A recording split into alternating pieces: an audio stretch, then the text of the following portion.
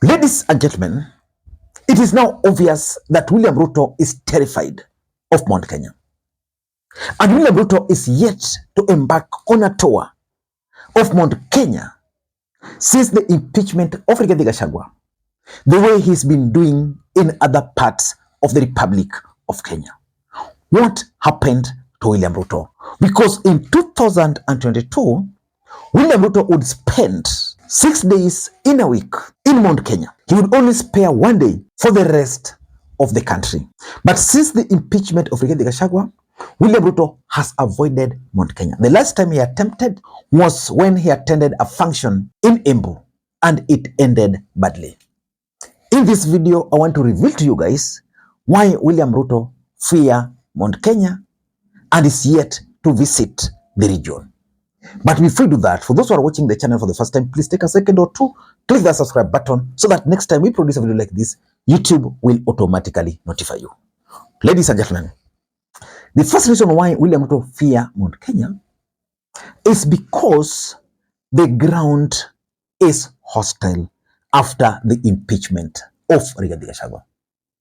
If there's one political mistake William Ruto will live to regret, was the move to engineer the removal of Rigathi Gachagua.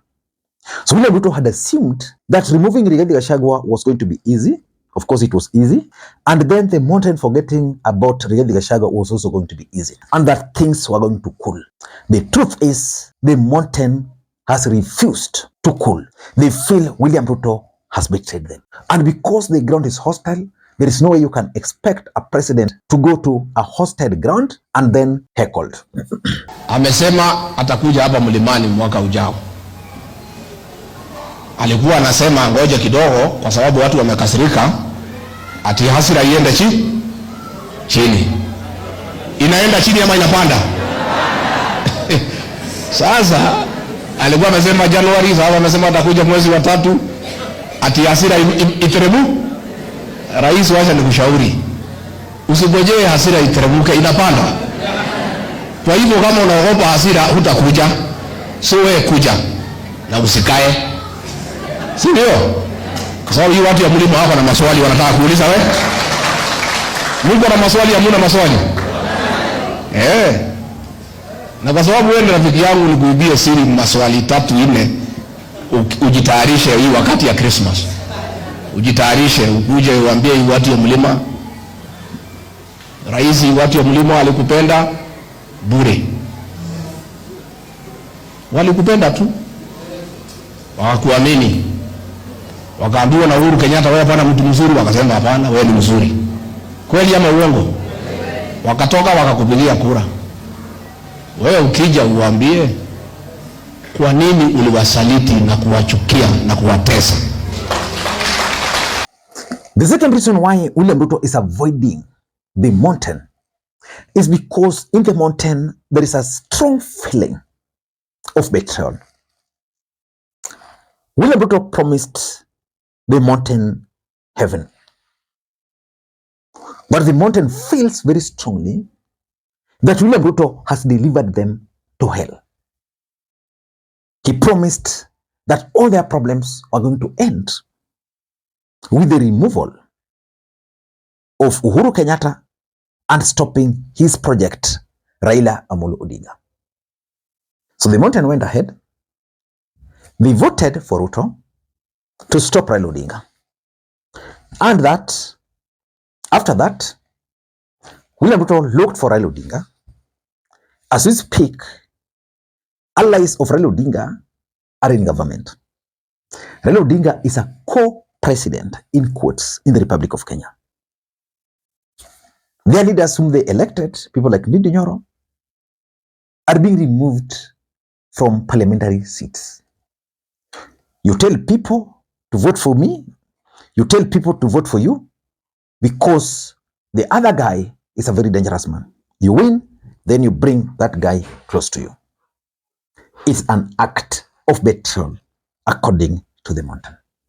And because that feeling of betrayal is still there. For example, do you think William Ruto can go to the mountain and tell them or explain to them why he had to bring Raila Odinga on board when his main campaign subject in the last election was Raila Amolo Odinga. He told the mountain about their businesses, because the mountain are known to be business people, that he was not going to increase taxes. He was going to make sure that, everything was just smooth. Nothing is happening. So that element of betrayal is the reason William Ruto cannot go to the mountain. Kwa sababu sisi ni wangwana. Sisi kitu hatupendi ni usaliti. Ukitusaliti tutakuchukia. Na yule alisaliti William Ruto na hakuwa mtoto wetu, lakini tukaona ni mbaya kwa sababu hatupendi usaliti. Tukasema huyu mumesaliti huyu. Huyu munaangaisha. Huyu munadharau. Huyu ndio tutainua, ndio tuoneshe nyinyi hatupendi usaliti. Na hiyo tukafanya. Na pale sisi tuko kwa President William Ruto, tunangoja siku hii inakuja tumalize. Hatuna shida sisi tukipenda mtu tumependa. Tukikataa wewe tumekataa. Hii mzee akitendawili amenikuta kwa mazishi hapo juzi. Hapo Nyandarua. Akaniambia, wewe kwa nini hutaki mazungumzo? Kwani unaogopa mazungumzo? Wewe kubali tuzungumuze. Mimi nikaamuka na kumwambia mimi siogopi mazungumzo, ile mtu naogopa ni wewe. Kwa sababu pahali yote umeenda umeharibu. Ulikuwa kwa Moi ukaharibu. Ukakuwa kwa Kibaki ukaharibu. Umechukua mtoto wetu Uhuru Kenyatta, umekoroga yeye, umemchanganya, amepotea. Sasa tunaona ukikaribia William Ruto atapotea. Hiyo ndio shida yetu na wewe. Nilimwambia kama ameketi hapo. Number 3, the question about the political value of Mount Kenya to William Ruto in 2027. If elections were to be held in the Republic of Kenya today, can William Ruto win in the mountain? There is no way. The mountain will not vote for William Ruto. If they were to vote, it would be a miracle for William Ruto to win 20% of the mountain. This is a region which gave William Ruto the highest number of votes. 87% of the mountain voted for William Ruto. And because they cannot vote for him, in fact, I think William Ruto has resigned to the fact that in 2027, there is no way the mountain will vote for him. And William Ruto is trying to avoid the mistake Raila Odinga committed in 2022 by focusing on Mount Kenya, because Raila Odinga believed that he was going to win the support in the mountain. Now, there's the feeling of betrayal, then there's also Raila Odinga factor, then you want to convince Ruto that the mountain can vote for him, that he can spend a whole year, 5 days in the mountain to convince them to vote for him. And as the president, he has intelligence.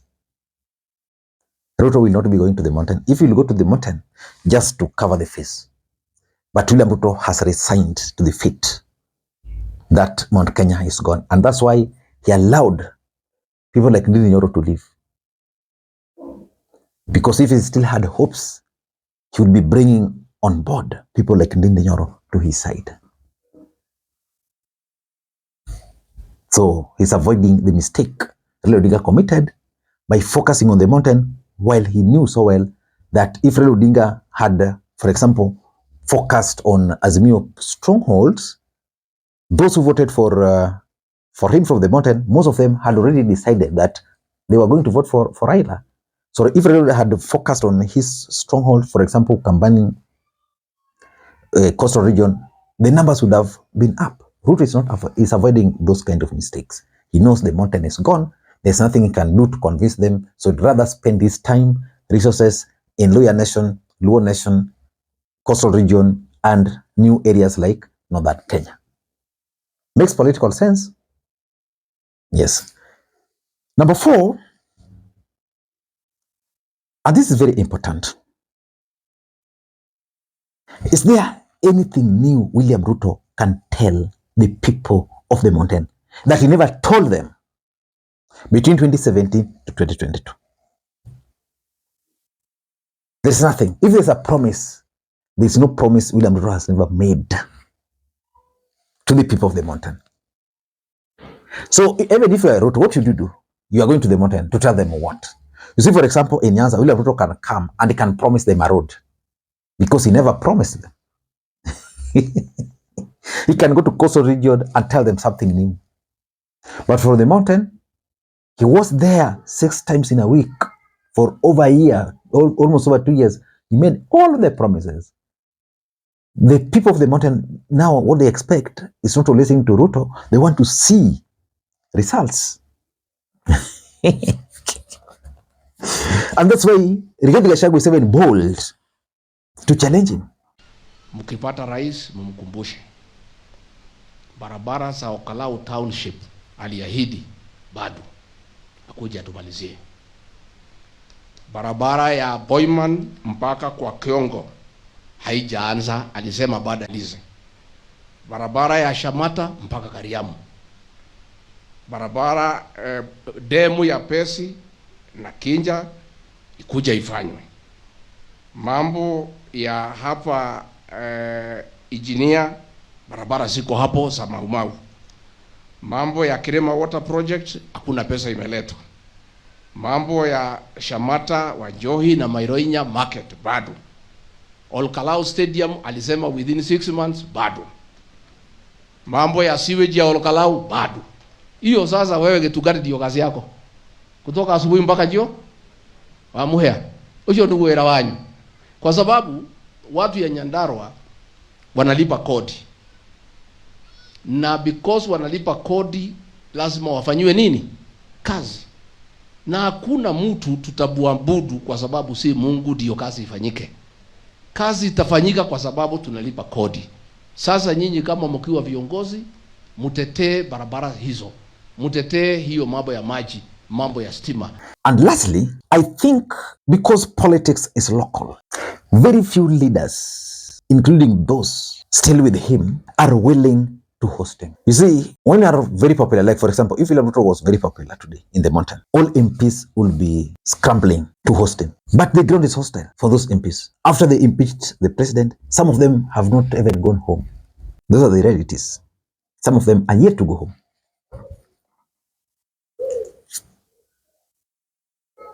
And they don't want to compound things by bringing William Ruto to their constituencies. Ladies and gentlemen, Rigathi Gachagua is the one who will send William Ruto home, because he's going to lock the mountain.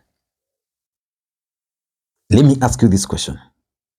Is Uhuru Kenyatta using Jeremiah Kioni to sabotage Rigathi Gachagua in Mount Kenya? I want to leave it there. Until next time, this is Makwiny. Bye-bye.